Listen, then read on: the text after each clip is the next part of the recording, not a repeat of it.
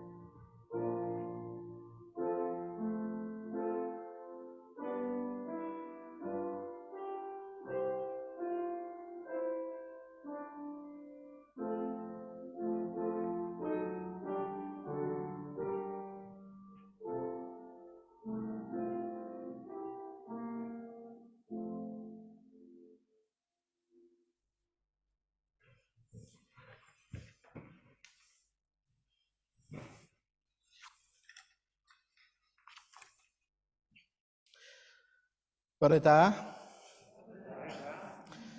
Mae'r haul yn gwenu arna ni eto y bore yma dydy. Dych chi gyd yn clywed fi'n iawn? Dwi yn gwisgo meic, wedyn os dwi'n mynd i grwydro, dych chi dal yn mynd i glywed fi. Sy'n beth da.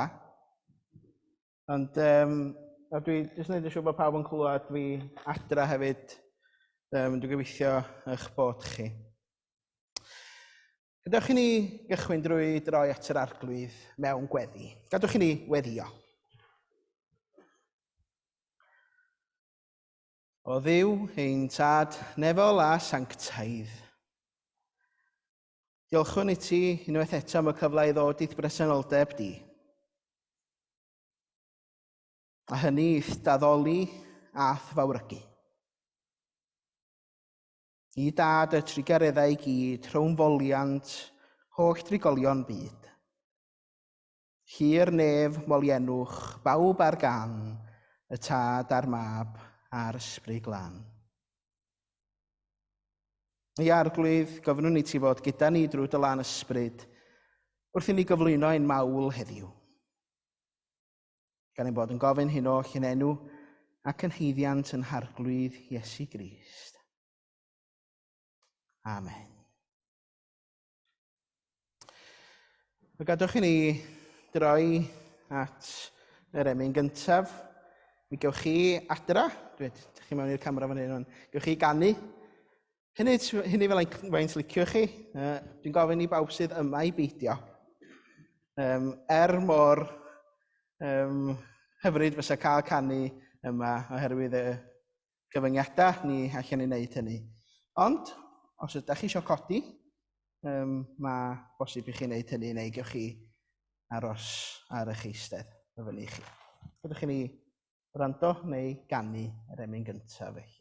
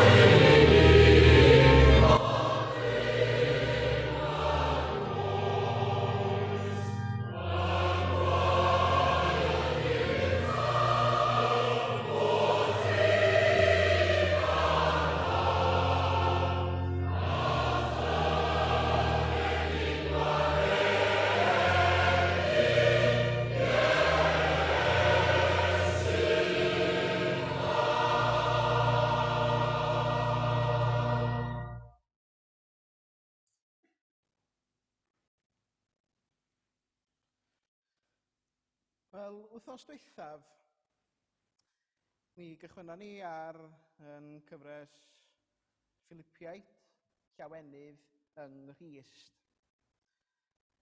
Ac rydym ni'n parhau yn Philippiaid ac am mynd i benod 2, adnodau 1 i 18. Ydych ni wrando ar y darlleniad yma felly. Os ydy perthyn i'r Meseia yn anogaeth o unrhyw fath i chi, os ydy gariad o unrhyw gysur i chi, os ydy'r ysbryd yn eich clymu chi'n un ac yn eich gwneud yn llawn tosturi ac yn garedig, yna gnewch fi'n wirioneddol hapus drwy rannu'r un agwedd meddwl, dangos cariad at eich gilydd a bod yn un o ran ysbryd a phwrpas. Peidiwch bod am y gorau i fod yn bwysig, nac yn llawn ohonoch eich hunan. Byddwch yn ostynedig. A pheidio meddwl eich bod chi'n well na phobl eraill. Meddyliwch am bobl eraill gyntaf yn lle dim ond meddwl amdanoch eich hunan. Dylai eich agwedd chi fod yr un fath ag agwedd y Meseia Iesu. Roedd o'n rhannu yr un natur â Duw, heb angen ceisio gwneud ei hun yn gydradd â Duw. Ond diwisiodd roi ei hun yn llwyr i wasanaethu eraill, a gwneud ei hun yn geithwas, a dod ato ni fel person dynol. Roedd yn amlwg i bawb ei fod yn ddyn. Yna diraddio ei hun yn fwy fyth, a bod yn ifydd hyd yn oed i farw. Ia, drwy gael ei ddienyddio ar y groes. Felly dyma Duw yn ei ddarchafu i'r safle uchaf a rhoi'r enw pwysicaf un iddo. Bydd pob glin yn plygu i enw Iesu. Pawb yn y nefoedd, ar y ddaear a than y ddaear, a bydd pawb yn cydnabod mae Iesu Grist ydy'r arglwydd, ac yn rhoi clod i Dduw y Tad. Felly, ffrindiau annwyl, fel roeddech chi'n ifydd pan oeddwn ni acw gyda chi, mae'n bwysicach fyth eich bod chi'n ifydd pan dwi'n absennol. Gyda pharch a defosiwn i Dduw, daliwch ati i weithio ar eich iechyd ysbrydol fel cymuned. Mae Duw ar waith yn eich bywydau chi, yn creu awydd yno chi ac yn eich galluogi i chi wneud beth sy'n ei blesio fo. Gwnewch bopeth heb gwyno a ffrio, mwyn i chi dyfu fel plant i Dduw, yn byw bywydau glân a di-fai yng nghanol cymdeithas o bobl droedig ac ystyfnig. Byddwch fel ser yn disgleirio yn yr awyr wrth i chi rannu neges am y bywyd newydd gydag eraill. Wedyn, pan ddaw y Meseia yn ôl, byddai'n gallu bod yn falch ohonoch chi. Byddai'n gwybod na fydd yr holl rhedeg a'r gwaith calad yn wastraff amser. Mae'n bosib iawn y byddai marw fel Merthyr, am gwaed yn cael ei dywallt fel diod offrwm ar aberth y gwasanaeth ffyddlon dach chi'n ei gyflwyno i Dduw. Os mai dyna sydd i ddigwydd, dwi'n hapus, ac am rannu fy llawenydd gyda chi. A dylech chitha hefyd fod yn hapus i mi gael rhannu eich llawenydd chi. Y bendith Duw ar y darllian a'r gwrando ar yn cyfarni y bore yma. Gawn ni gyfle rŵan i droi at yr arglwydd mewn gweddi. Gadwch ni weddio.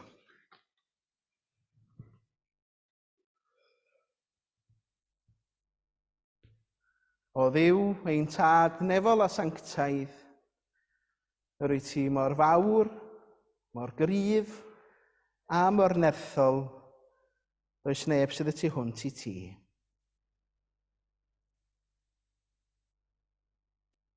Diolchwn i ti am y cyfle i ddod i'th bresenoldeb mewn gweddi, mewn gwasanaeth.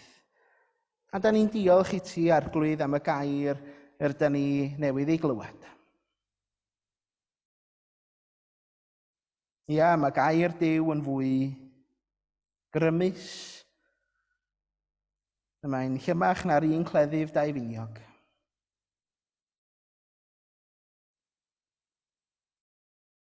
O Dduw Tad, da ni'n diolch i ti yn awr am y cyfle hwn i ddaddoli mewn oedfa arall. Yn diolch am bob un a fi yma yn blaen ni, yn edrych ar dy air di, yn rhoi ffydd yn dy ddiwydion di.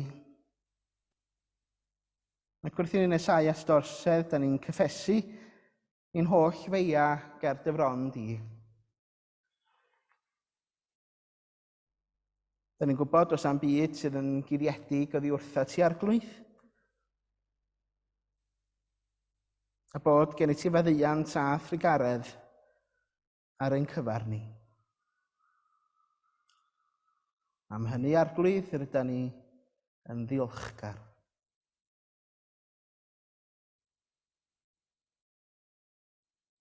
Wrth ddod ata ti, Arglwydd, da ni'n ymwybodol yn bod ni yng nghwmni dy holl ddilynwyr ar hyd yr oesoedd. Yn diolch i ti am iddyn nhw gael yn un teilwng i roi hyder ynddo ti. A da ni'na hefyd, Arglwydd, heddiw y bore yma'n rhoi ein holl hyder yno ti, Arglwydd. Yn gofyn i ti'n llenwi ni a phlan ysbryd. Llenwi ni a dy gariad a heddwch perffaith di, Arglwydd. Yn gofyn i ti'n llenwi ni fel ein bod ni yn barod i fynd allan yn dy enw di. I rannu cariad ag eraill ac i rannu'r newyddion da. Ia, da ni yn dyfoli di am dy gariad di. Am dy gariad ag atom, am dy ofal amdano ni.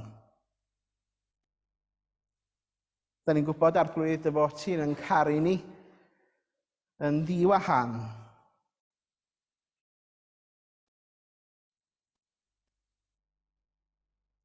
Praf Duw o'r cariad sy'n gaddo tuag at ydy Crist. I Grist farw trostom ni ac eto'n bechaduriaid. Ni, Arglwydd, da ni'n diolch i ti am roi dy unig genedig fab i'r byd. A hynny oherwydd dy fod ti yn ein caru ni. Ia, ymlaen y cerddais dan y groes a'r gwawd, heb neb o'th di. Cans llosgi wnaeth dy gariad pur bob cam. Ni allodd angau hun diffoddi'r fflam.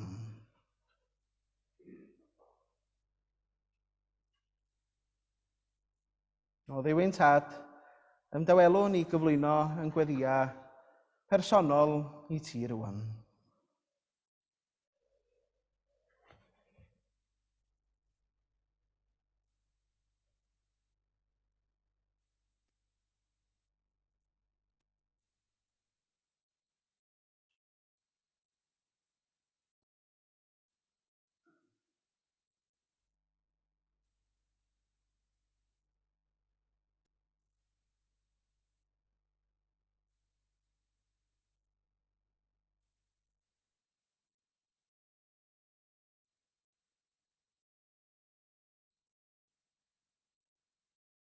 O Dduw Tad, derbyn ein diolch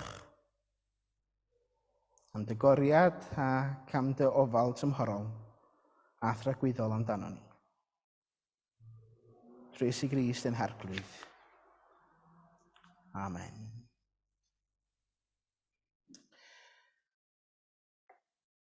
Wel, na ni droi at yr emyn nesaf ac cyfle i wrando ar emyn ac edrych ar y geiriau sydd ganddo ni.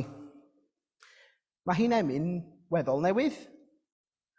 Ac wrth gwrs, lle bod chi yn gwybod am y person yma sydd yn canu, sef y gantores, wrth gwrs, Sian Meinir. Ac mae Sian Meinir yn ystod yr cyfnod clo wedi bod yn canu emynau newydd felly.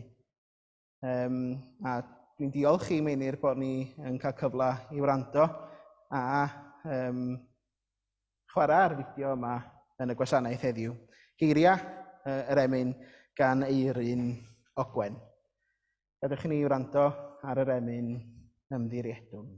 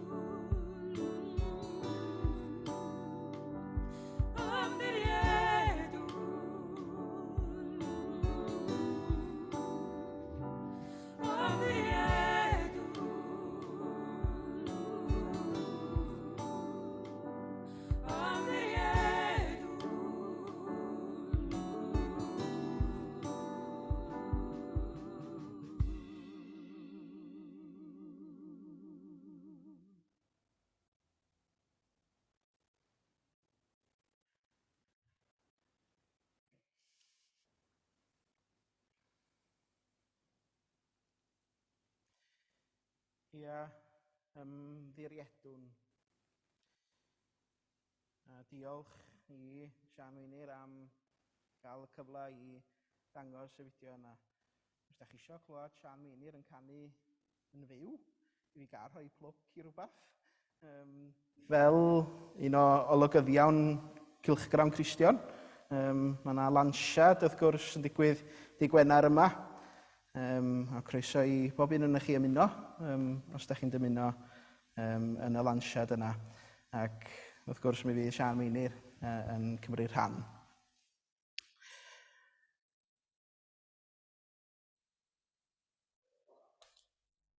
Llawenydd yng Nghrist. Eithon ni y benod gyntaf wsos dwytha, mi gychwynnon ni ar yn llythyr at y Philippiaid wythnos diwethaf. Ac mi wnaethon ni edrych yn do ar bwy ysgrifennodd y llythyr, a rydyn ni'n gwybod hynny sef yr apostol Paul. Oedd wedi garcharu ar y pryd oherwydd fod o wedi bod yn rhannu y newyddion da.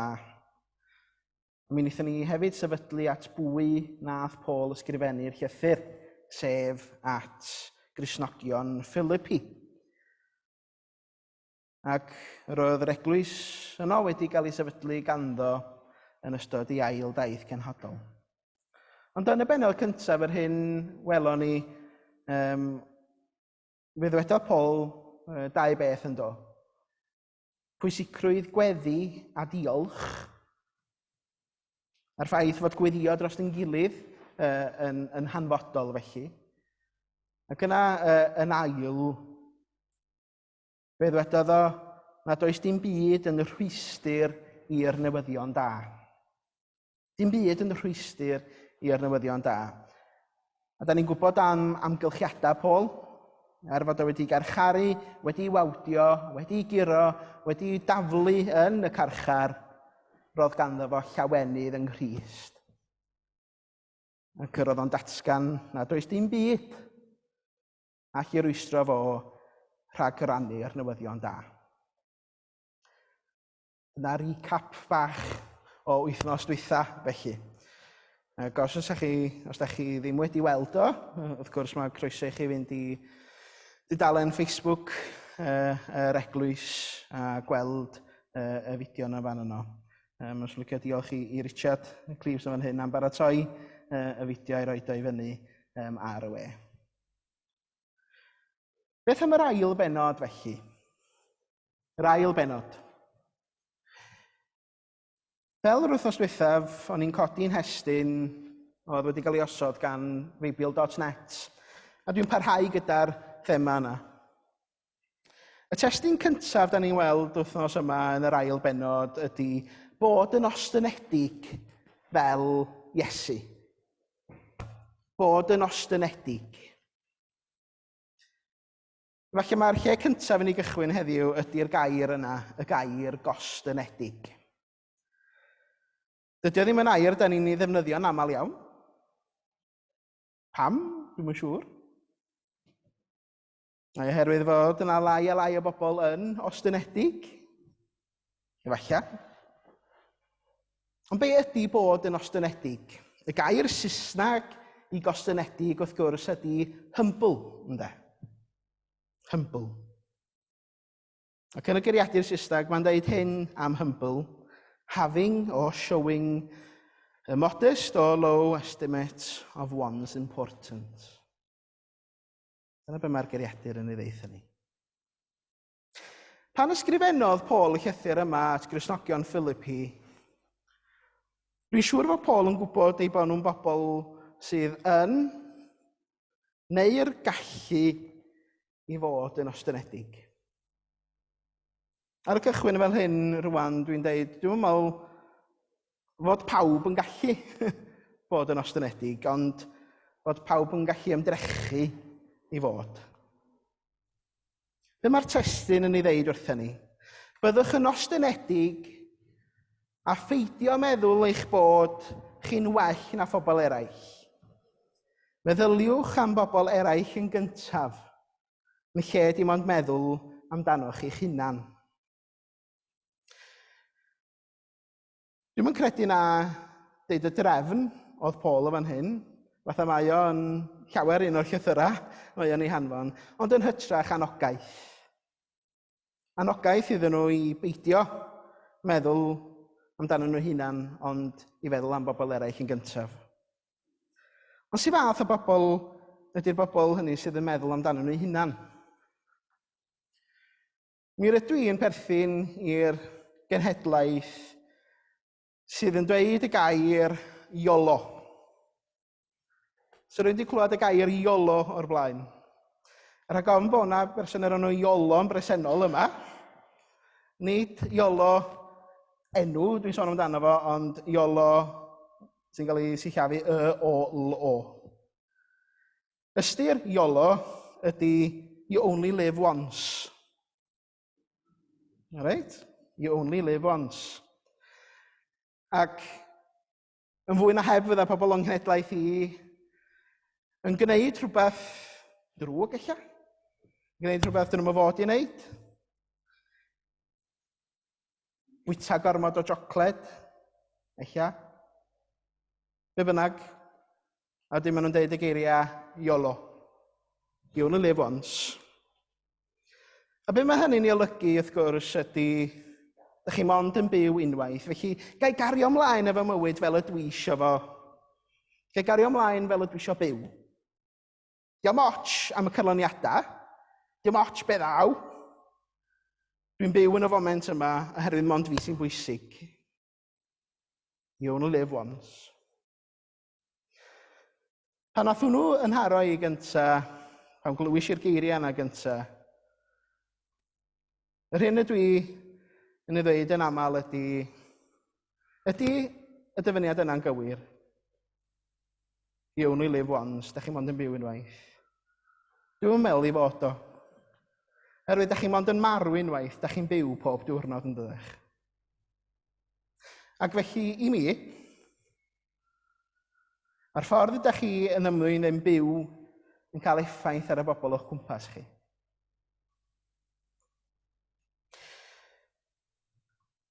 Fe ddeis i ar draws hanes yr HMS Aircraft Carrier Invincible ag person o'r enw Idwal o Ynys Môn. Dych chi wedi gweld am yr hanes yna?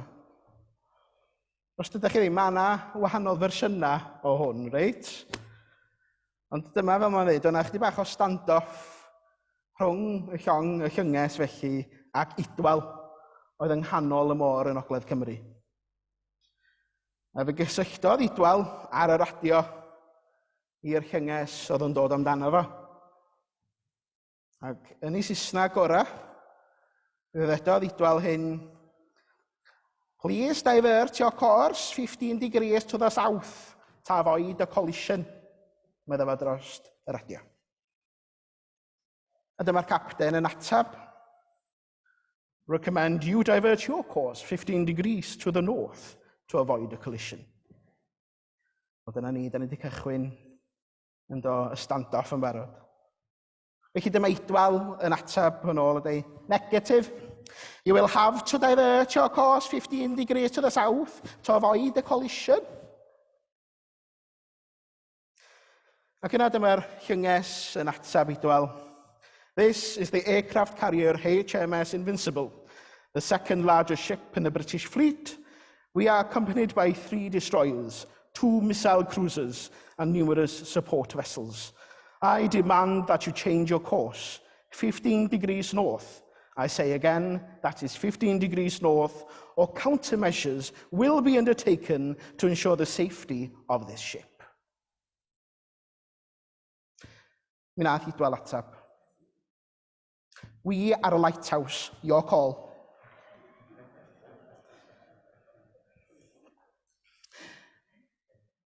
A yda ni weithiau mor benstyfnig, mor llawn ohonyn ni'n hunan nes i'n bod yn methu gweld y goleuni ynda.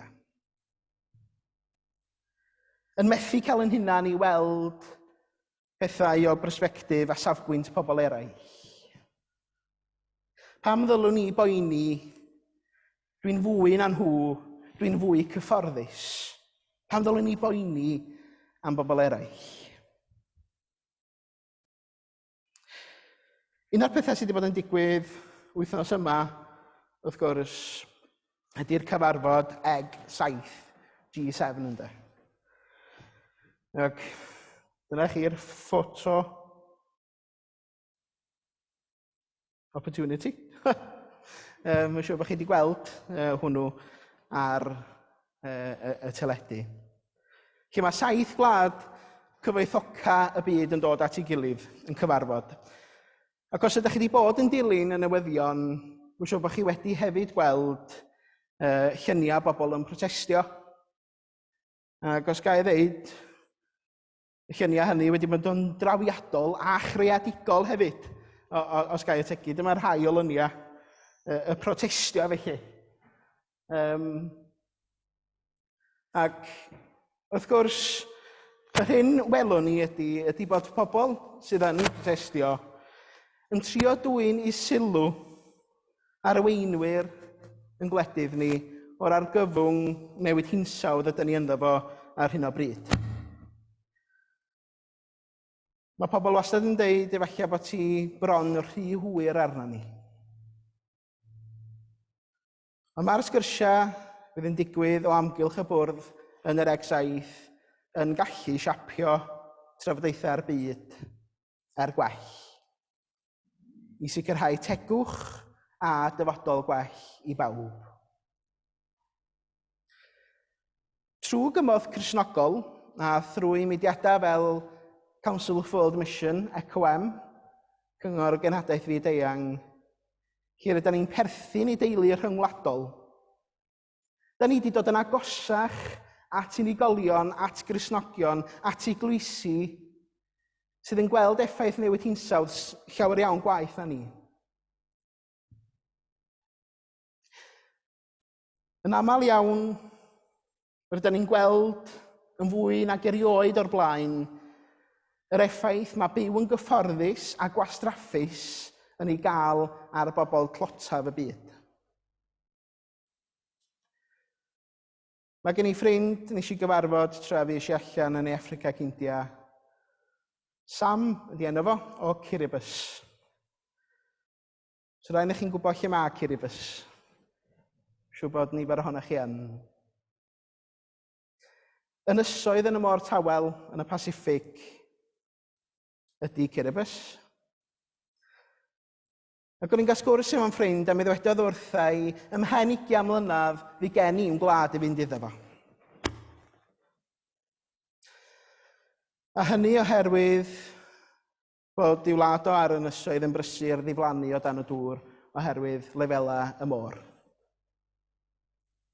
A mae hyd yn oed y llywodraeth yng Kiribati ar hyn o bryd yn gorfod chwilio ac yn gorfod bod mewn cyswllt â gwledydd cyfagos fel bod eu pobl nhw hunain yn gallu bod yn saff felly. Mae hi rhy hwyr bellach I Kiribati.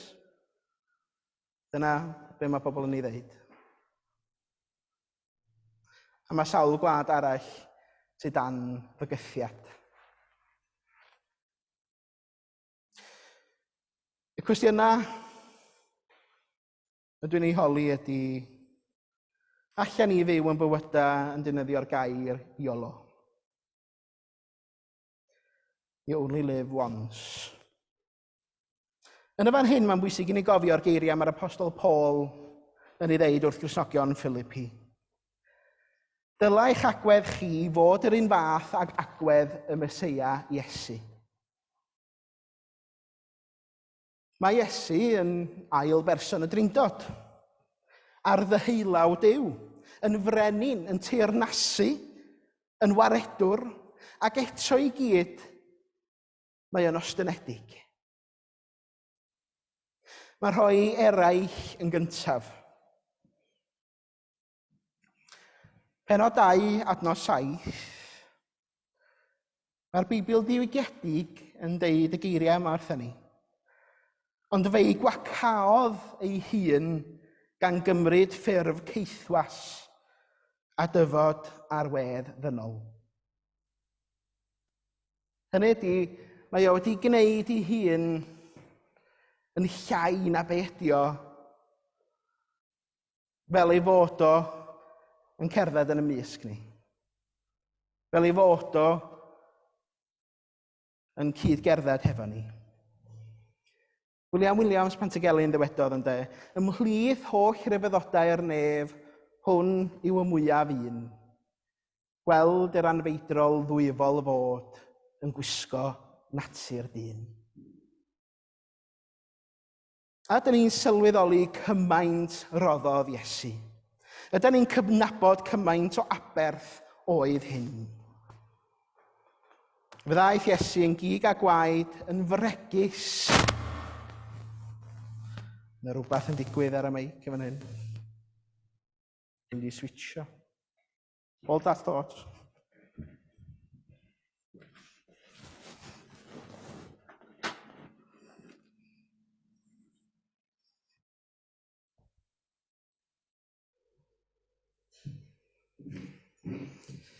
Ydych chi dal y glwad fi? Fe ddaeth Iesu Grist yn berson o gig a gwaed, yn fregus mwyn bod yn agos ata ni. Emmanuel ydy enw Iesu Grist, sydd yn golygu Duw hefo ni'n de. O'r cychwyn cyntaf, oedd Iesu ddod i'r byd fel person dynol, o wybod y bydda fo yn cael ei ladd, a hynny mwyn yn hachub ni. Sut ydyn ni'n gwybod fo Iesu yn ostynedig? Roedd yn un oedd yn siarad gyda'r gwrthodedig.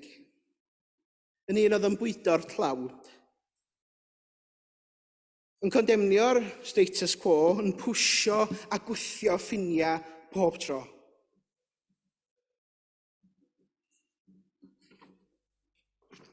Ymystynodd Iesu freichiau cariadus o amgylch pawb. Nid jyst yr etholedig rai. Mi rydyn ni'na hefyd heddiw, fel roedd Paul yn gofyn i'r Philippiaid i fod yn ostynedig, i garu fel roedd Iesu'n caru, i dderbyn fel roedd Iesu'n derbyn.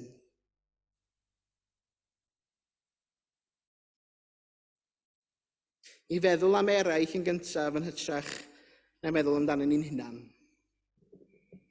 A dim ond wedyn y gallen ni gychwyn adeiladu pontydd cariad a heddwch sy'n weithredol. Ac yna, yr ail ran oedd disgleirio fel ser. Os ydych chi fel fi, mi rydw i, ers pan ydw i'n ddim o beth wedi rhyfeddu at y gofod, at y cosmos yn edrych i'r ser.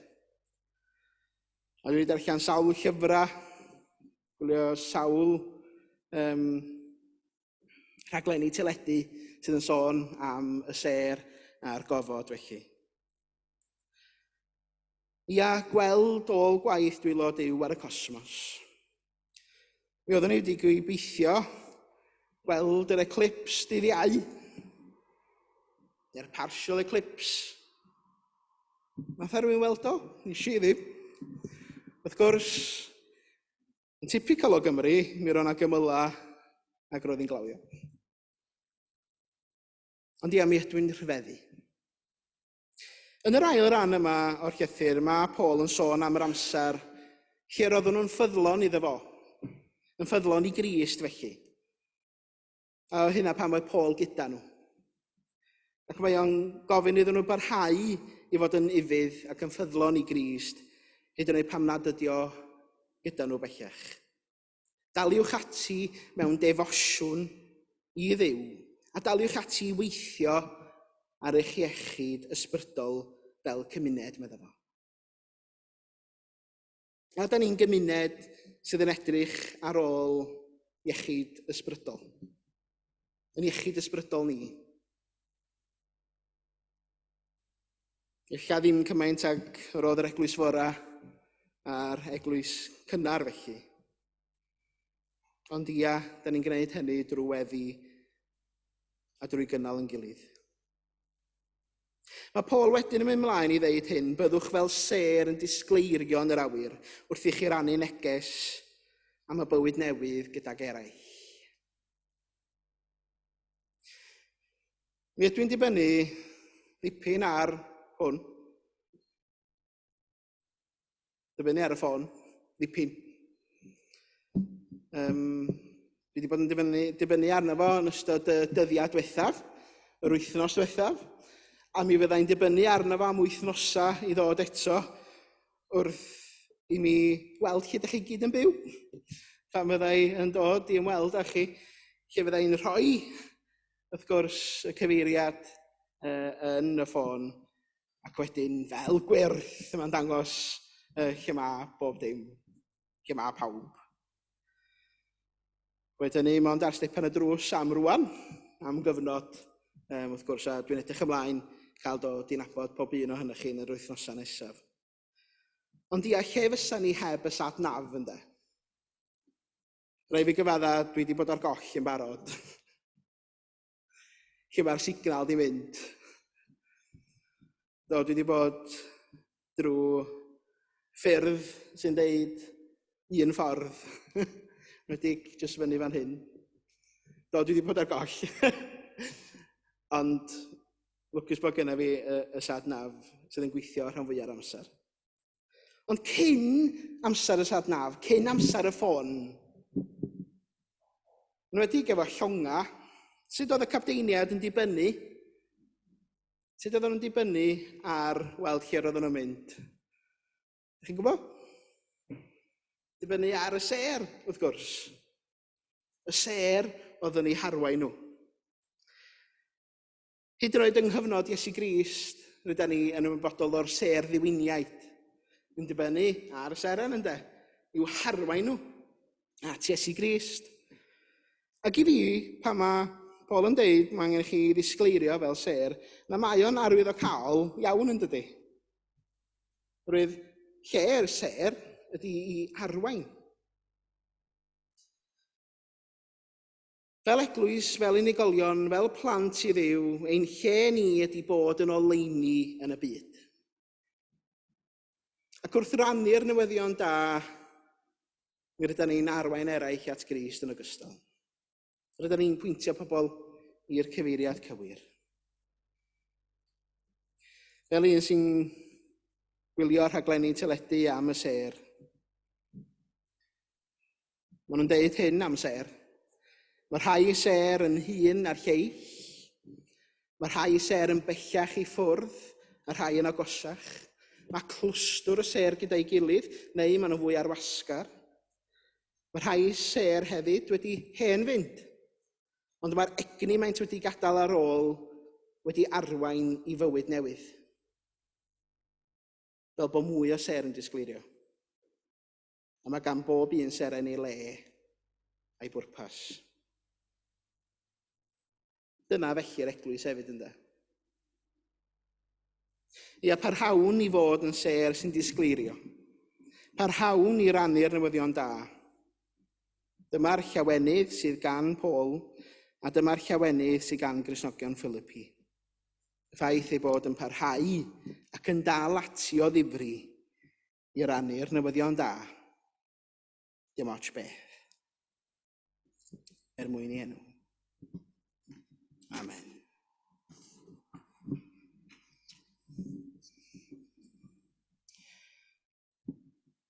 Fe gadwch chi ni droi at yn hemyn olaf. Os ydych chi eisiau codi i stretcho, mae croeso i chi wneud hynny, neu chi adra, croeso i chi gyd ganu gyda'r emyn yma.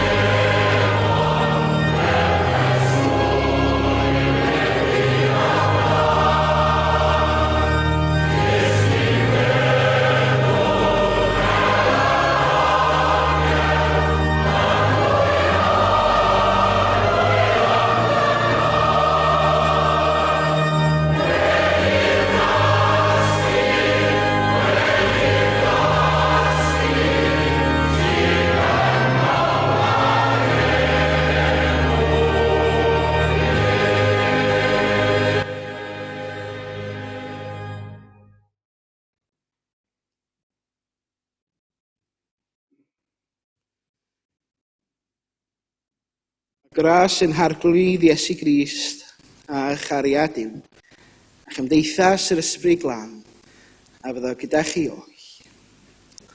Amen.